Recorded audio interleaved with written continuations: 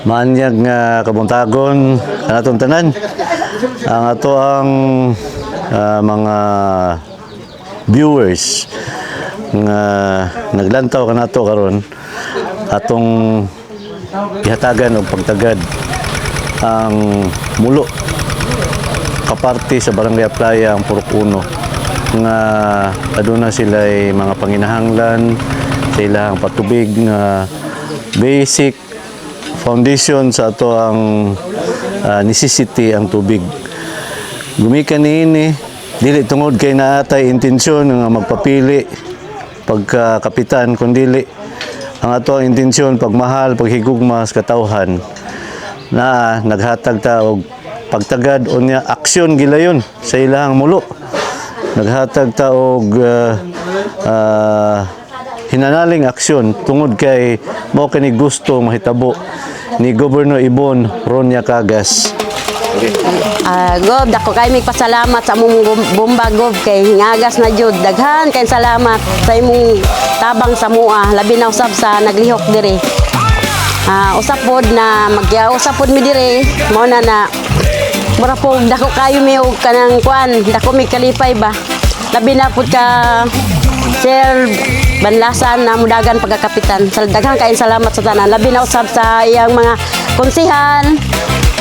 Daghan gihapon salamat kaninyong tanan. Mao bitaw nag-request ni bomba kay among bomba isa dili man siya muagas na ang gawas na lapok na nang karon na naming bomba. Salamat kaayo sa inyong tanan. Labi na kay Gob.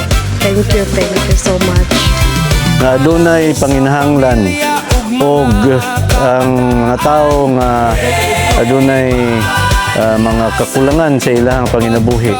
Matagan dag aksyon dili tungod kay natay plano nga magpapili pagka-opisyal kundi aduna tay plano nga magpaharuhay sa katawhan sa lalawigas Davao del Sur nga mahimo mahapsay, mahimo sila matagaan sa ilahang mga pagtagad nga dili na dugay-dugayon pa ug unsay ilahang mga panginahanglan ihatag dayon Ako nagpasalamat ko dako kayo sa among Leader nga kasaligan Ray Banlasan Banlasan nga mo among request sa nga wala na dugay sa among Paruganan Ray Banlasan na ang kami bomba sa duol pag sinamang lubugad sinamang kabusta mo silingan layo kayo nagpasalamat ka din dako ka napakita na gid ang mga tubig nga tinaw na siya karon pa lang gani.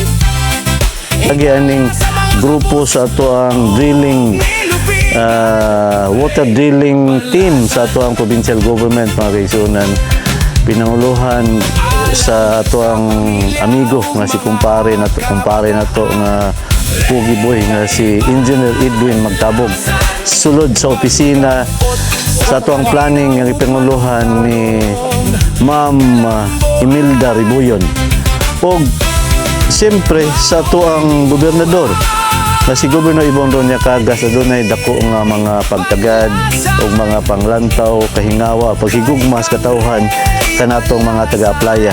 Ilabi na ani ato ang Purok 1.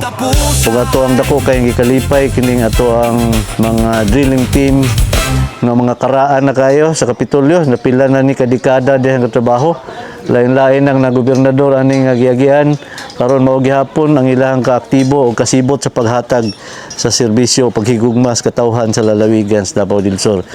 Unya ilabi na ang ako ang team nga naa karon dinhi kauban ako nga magpapili usab no si Evangeline sa Balacalob ato ang mga barangay officer si Liusa na si Jima Bailon nga kauban nato ron nga team sa provincial government nga mo'y gitahasan usab ni Governor Ibon nga maghatag o na pa diay si Toto Galvez no na dito nga maghatag og kahupayan sa mga pangindahay o mga pangandoy sa ato ang katawhan nga makabaton og mainom nga tubig tungod kay ang tubig sumpay kini sa atong kinabuhi. Daghan kayong salamat sa atong kahitasan atong ipadangat ato ang pagpasalamat sa atong Ginoo nga adunay mga opisyal na naghatag kanato og hinanaling pagtagad na matagaan og kahupayan ang mga mulo panginahanglan sa katawhan. Og ilabi na sa ato ang kauban din karon ang ato ang banggitan nga mga magsisibya din sa lalawigan si Brother Hero Gustavo Arellano Andalok. Brother, daghang kay salamat, maanyag nga kabuntagon kanang tanan.